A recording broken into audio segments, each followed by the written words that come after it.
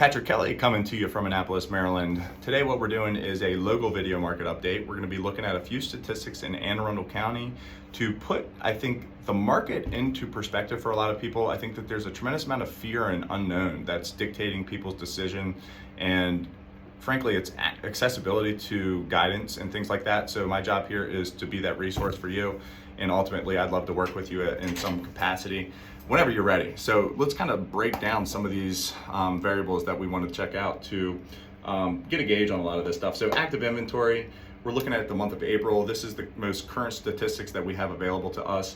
And what we're going to do is we're going to compare and contrast between 2023 and 2024. 2023, we had about 906 active inventory. Check out 2024, 612. That's negative 32%. Now, that may be alarming. That's a radical number.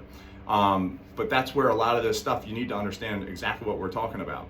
When we compare and contrast this into our units sold, 2023 we're at 568, we're at 2024 600. That's a 5.6% increase. It's a slight little uptick, it's nothing crazy, but let's go ahead and jump back up here. We have a negative 32% active inventory, but we've got more units sold. So what does that mean? That means that our market's much more competitive. There's more properties that are selling. And I think, frankly, this is a good indicator of what's going on in our market. There's a tremendous amount of pent-up energy in our market.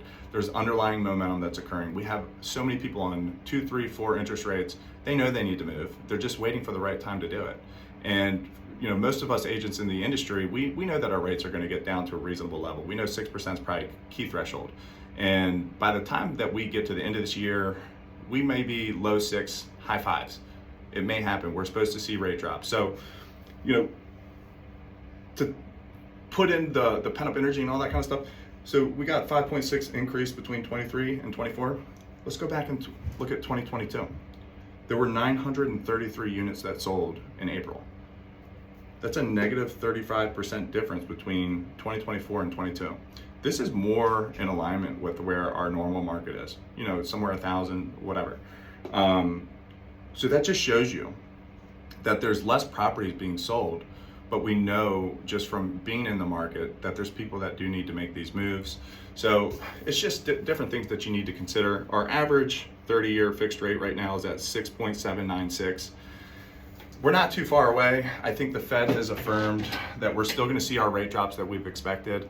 They may happen towards later in the year, towards election season or something like that. We know 6% is the threshold. So it's one of these things where, especially with school getting out, a lot of people have more flexibility in what they're able to do.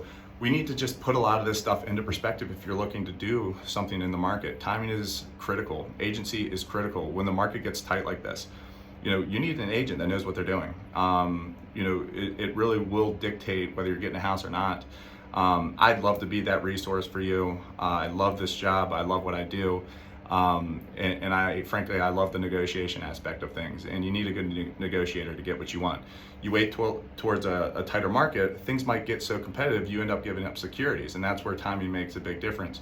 Can you get a house now, steer away from some of that crazy competitiveness, ride the appreciation as our rates reduce into 25 and 26, and then capture that appreciation on the home, refinance the rate. It's an option. So different things to discuss. Feel free to give me a call. I'm always here for you.